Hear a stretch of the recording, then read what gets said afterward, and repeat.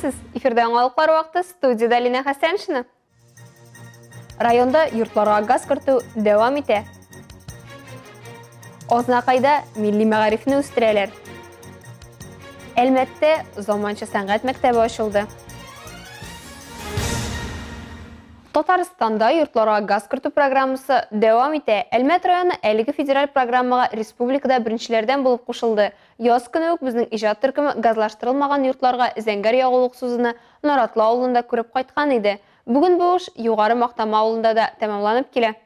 Бүгін ауыл кішісінің рәхат тұрмышы көп күні республика һәм федераль программалардан тұран юғары Мақтамада да анды программалар ғамәлге қойылығы һәм тұрмышқа ашырылып келе.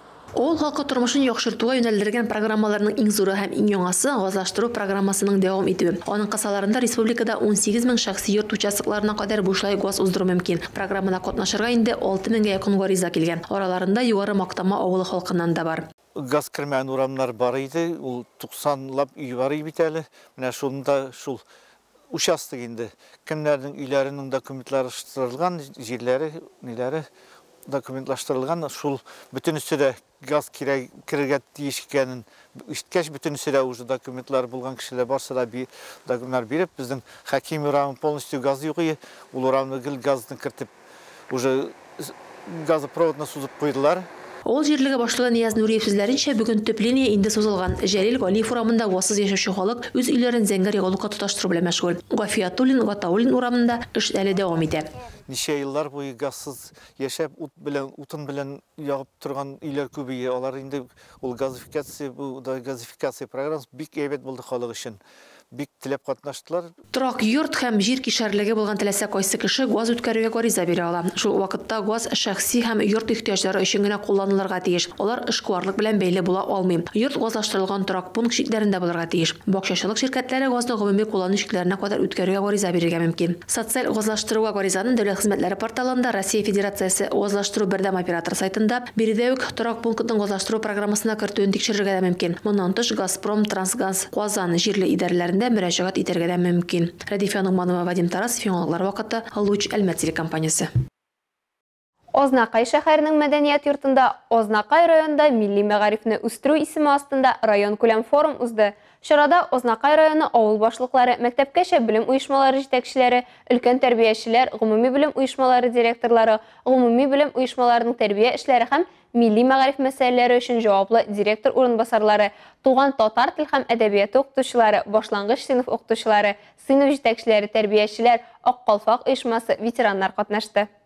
Форумда татар телендә мультфильмнарны уку-укыту процессында куллану темасына презентация, методик һәм дидактик материаллар, әдәби китаплар сату күргәзмәсе, туган телләрне үстерү буенча грант алган белем бирү оешмаларының эшчәнлеген чагылдырган интерактив күргәзмәләр тәкъдим ителде. Бүгенге форум бик кызыклы һәм җанлы бара. Биредә төрле мастер-класслар, күргәзмәләр оештырылган. Сандугач балалар бакчасы узган ел республика күләм конкурста катнашып 500 000 сумлык грант тота. Әлеге суммага балалар бакчасында 5 тукы станогы, милли киемнәр булдырылган. Тукыма станогында тукыма сугабыз. Бу шөгыльгә мин балаларны өйрәтәм, ата-аналарны һәм педагоглар. Чараның дәрәҗәле кунаклары район башлыгы Марсель Шайдуллин, Татарстан Республикасы Дәүләт Советы депутаты Тахир Хадиев, Татарстан Республикасы һәм Фән министрлыгының милли мәгариф идарәсе җитәкчесе Лилия Әхмәтҗанова. Җәй аенда гына да безнең быел 2 зур чара үтте. Бу инде безнең бөтен Россия күләмендә үтүче татар теле һәм әдәбият укытучылары съезды булса берсе, икенчесе инде моның Татарстанда татар теле һәм әдәбият укытучылары милли мәктәп җитәкчеләре өчен үткәрелде форум. Һәм инде менә аның берсе бүген Ознакай җирлегендә үтә. Август киңәшмәсе белән генә шикләнмичә, Ознакайлылар тагын бер тапкыр безнең туган телебезнең никадәр кирәкле, никадәр кадерле икәнен күрсәтер өчен менә бүген форумга җыелдылар. Билгеле, минем инде төп максатым Ознакай укытучылары алдында, республика алдында торган максатларны, бурычларны яктырту.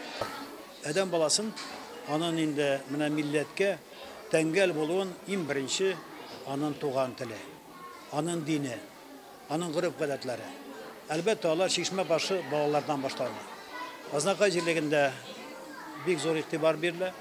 Бу мәсьәләгә без үземдә депутат буларак та, без һәрвакытта да татар теле буенча күбрәк татар телендә аралашу, сөйләшү һәм әлбәттә дөньяның иң яхшы телләр арасына кергән 14 телнең берсе булган татар телен, әлбәттә безгә аны киләчәктә саклап, тапкырлап барырга кирәк. Алга таба форумның пленар өлешендә катнашучыларны район башлыгы Марсель Шайдуллин сәламләде. Азнакай мәгариф идарәсе җитәкчесе Зөлфия Гыйләҗева районда милли мәгарифне үстерүнең актуаль юнәлешләре хакында чыгыш ясады. Форумда шулай ук туган телдә белем бирүдә өстәмә ресурслар, заманча балалар басмаларында инновацион технологиялар, туган телебезне саклауда һәм үстерүдә мәгариф системасының роле темаларына чыгышлар тыңланды.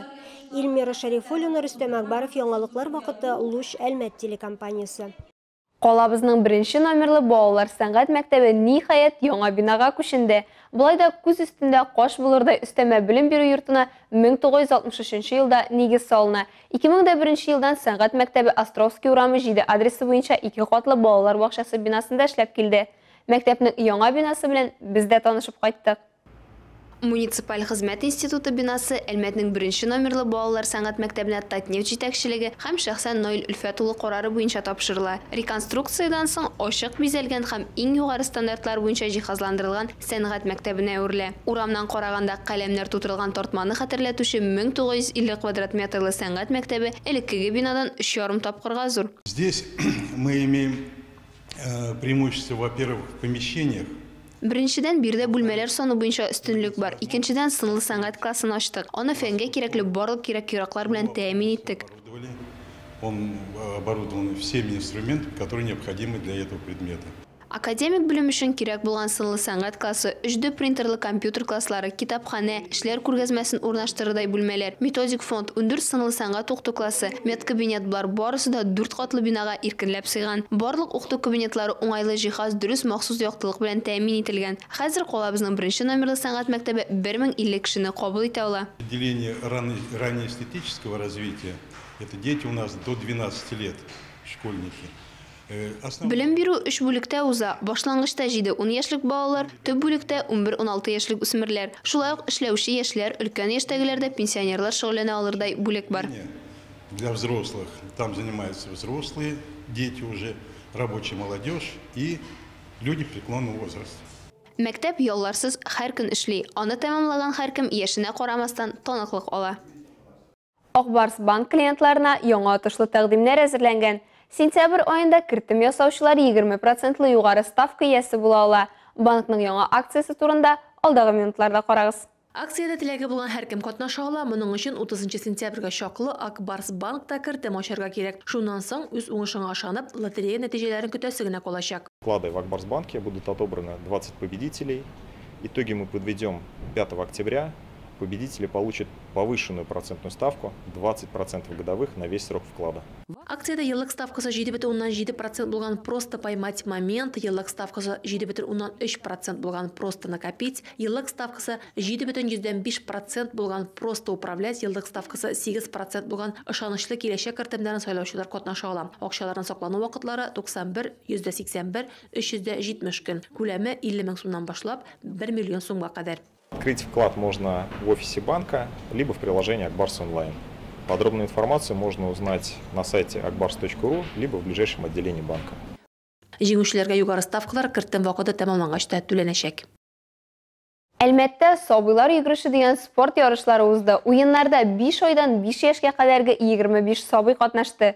Кечкенә спортчылар 5 метрлы дистанцияны узды. Күп санлы иганәчеләрдән призлар өчен көрәшергә Чаллы, Зәй һәм Бөгелмәдән катнашучылар Әлмәткә килгән. Таптуннар номинациясендә күптән түгел генә беренче адымнарын ясаган сабыйлар стартка чыкты. Алар дистанцияны ышанычлы һәм югары күтәрелгән баш белән уздылар. Олы яшьтәге балаларга киртәләр белән йөгерергә туры килде. Һава торышы салкын булганда карамастан, бәйрәмдә катнашкан һәркем онытылмаслык хисләр кичерде. Барлык катнашучыларга истәлекле бүләкләр, дипломнар һәм шарлар тапшырылды. Ә җиңүчеләр спорт бүләкләре һәм кыйммәтле бүләкләр алдылар. Әлегә шулар, Миллина Хәсәншин һәм монтаж операторы Оля Берамалова сезнең белән сау булашабыз, исән-имин булыгыз.